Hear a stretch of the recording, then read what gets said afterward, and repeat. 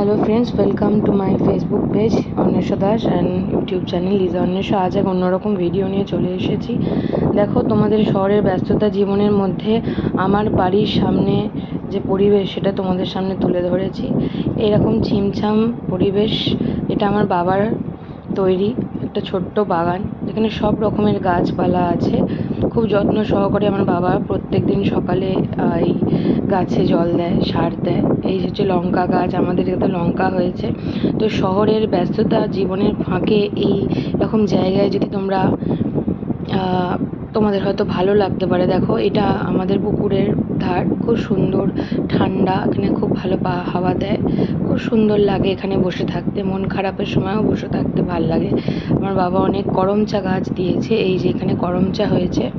এর পাশাপাশি দেখো আরও নিয়ে যায় আরও সুন্দর, এখানে একটা ছোট্ট আম গাছ করা হয়েছে। আম এর বোল এসছে, এটা আলফানসো আম গাছ। তো আম হয়নি, এটা হচ্ছে পেয়ারা গাছ, ছোটো ছোটো পেয়ারা হয়েছে সবে।